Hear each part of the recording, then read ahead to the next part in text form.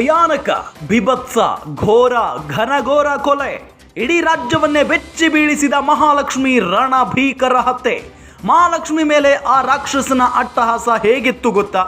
ಆತ ಆಕೆಯನ್ನ ಎಷ್ಟು ಪೀಸ್ಗಳನ್ನಾಗಿ ಮಾಡಿದ್ದ ಗೊತ್ತಾ? 30 ಪೀಸ್. ಇದು ನಿನ್ನೆಯ ಲೆಕ್ಕ.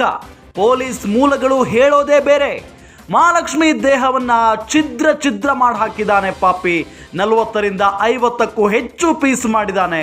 50ಕ್ಕೂ ಹೆಚ್ಚು ಪೀಸ್ಗಳಿರೋ ಬಗ್ಗೆ ಪೊಲೀಸರು ಶಂಕೆಯನ್ನು ವ್ಯಕ್ತಪಡಿಸ್ತಾ ಇದ್ದಾರೆ. ದೇಹದ ಪೀಸ್ಗಳನ್ನು ಒಂದು ಶೀಟ್ ಮೇಲೆ ಇಟ್ಟಿದ್ದಾರೆ ಪೊಲೀಸರು. ಶೀಟ್ ಮೇಲೆ ಇಟ್ಟು ಪೇಪರ್ನಲ್ಲಿ ಲೆಕ್ಕ ಬರೆದಿದ್ದಾರೆ FSL ಅಧಿಕಾರಿಗಳು. ದೇಹದ ಪೀಸ್ ಎಣಿಸಿದಾಗ 50ಕ್ಕೂ ಹೆಚ್ಚು ಪೀಸ್ಗಳು ಸಿಕ್ಕಿದ್ದಾವೆ. ಇಂದು ನಡೆಯಲಿದೆ ಮೃತದೇಹದ ಮರಣೋತ್ತರ ಪರೀಕ್ಷೆ. ಡೆಡ್ ಬಾಡಿಯ ಪೀಸ್ಗಳ ಪೋಸ್ಟ್ ಮಾರ್ಟಮ್ ನಡೆಯುತ್ತೆ. ಇವತ್ತು ಬೆಂಗಳೂರಿನ ಬೌರಿಂಗ್ ಆಸ್ಪತ್ರೆಯಲ್ಲಿ ಮರಣೋತ್ತರ ಪರೀಕ್ಷೆ ನಡೆಯುತ್ತೆ. ಮರಣೋತ್ತರ ಪರೀಕ್ಷೆ ಬಳಿಕ ಕೊಲೆಯ ಬಗ್ಗೆ ಮತ್ತಷ್ಟು ಮಾಹಿತಿ ಬಹಿರಂಗಗೊಳ್ಳಲಿದೆ.